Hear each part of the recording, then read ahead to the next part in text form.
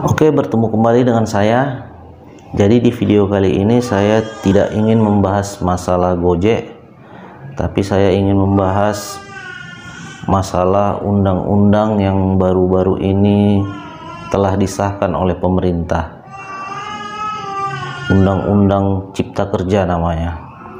Jadi seperti yang saya lihat di artikel, isi dari undang-undang itu hampir semua sangat merugikan kaum buruh ya, dan menguntungkan para pengusaha.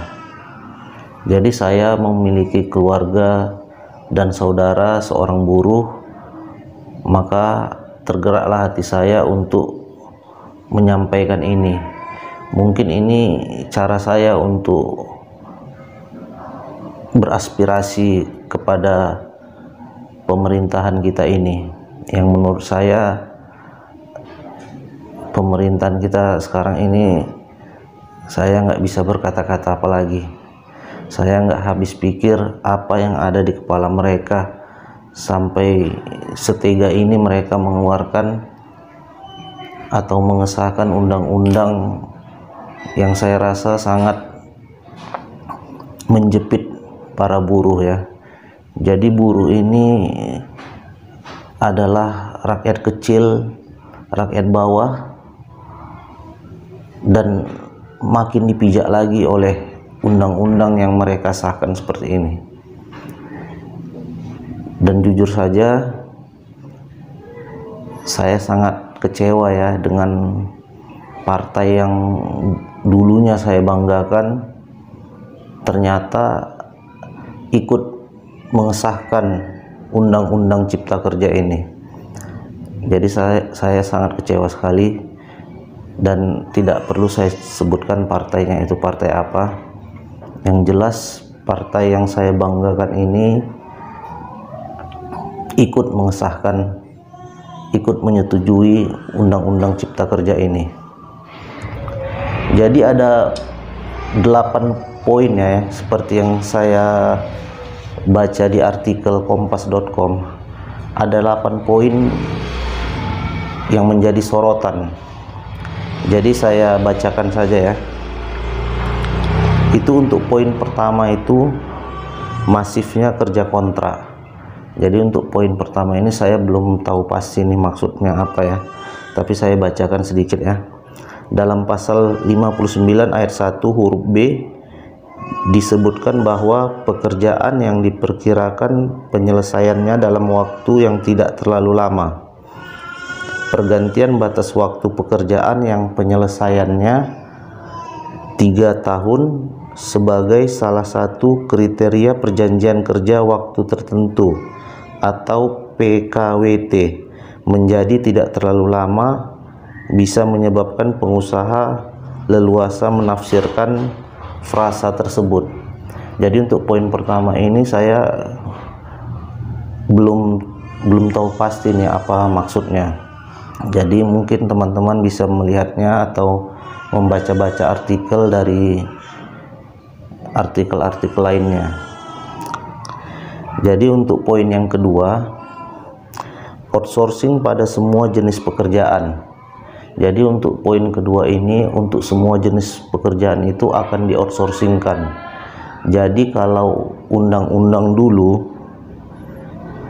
outsourcing itu hanya dibatasi pada jenis pekerjaan yang tidak berhubungan langsung dengan kegiatan produksi, tapi pada undang-undang Cipta Kerja ini outsourcing itu sudah diterapkan untuk semua jenis pekerjaan.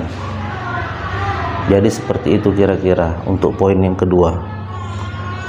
Untuk poin ketiga sendiri, jam lembur yang semakin eksploitatif. Jadi jam lembur yang semakin eksploitatif. Jadi pada poin ketiga ini, selain kesehatan buruh akan menjadi terganggu, jadi jam kerja buruh itu akan dieksploitasi. Tentunya hal ini tidak sebanding dengan upah yang mereka terima. Jadi kalau menurut saya ini seperti di zaman Belanda dulu ya, kerja rodi namanya. Tidak sebanding pekerjaan yang mereka kerjakan dengan apa yang mereka dapatkan. Seperti itulah kira-kira.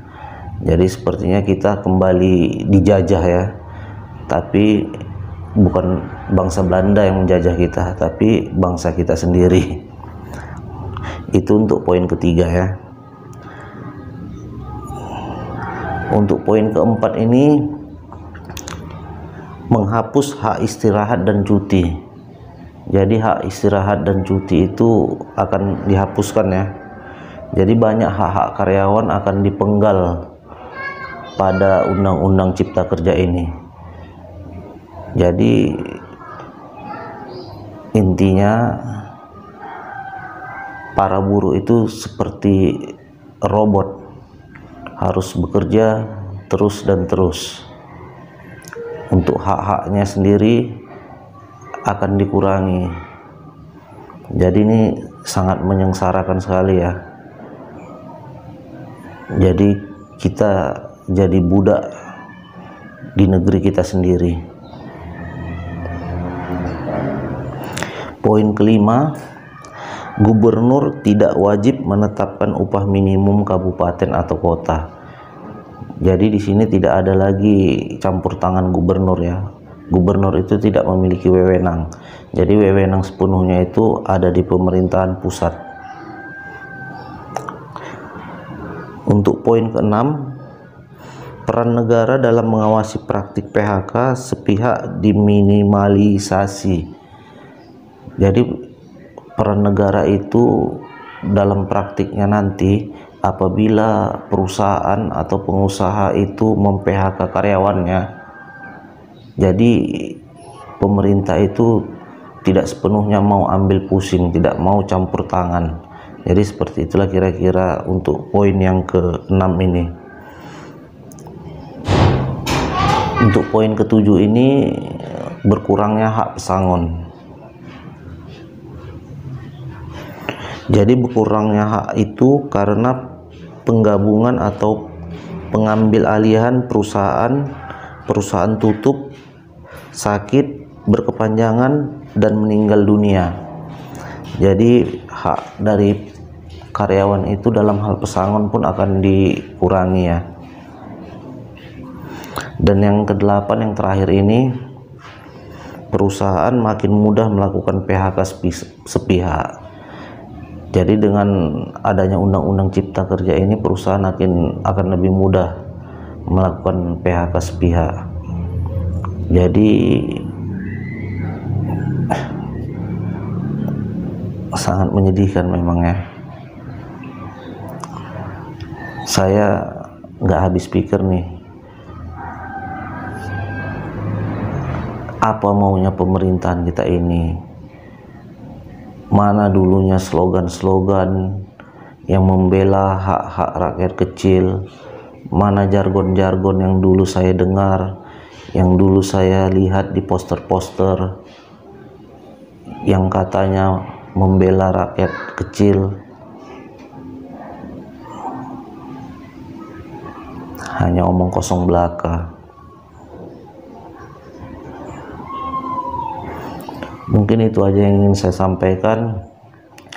Untuk lebih jelasnya nanti di deskripsi akan saya bagikan juga link artikelnya. Jadi kalian mungkin bisa membaca-bacanya dan melihat juga maksud-maksud Undang-Undang Cipta Kerja itu dengan lebih jelas. Jadi wabillahi taufiq wal hidayah. Wassalamualaikum warahmatullahi wabarakatuh.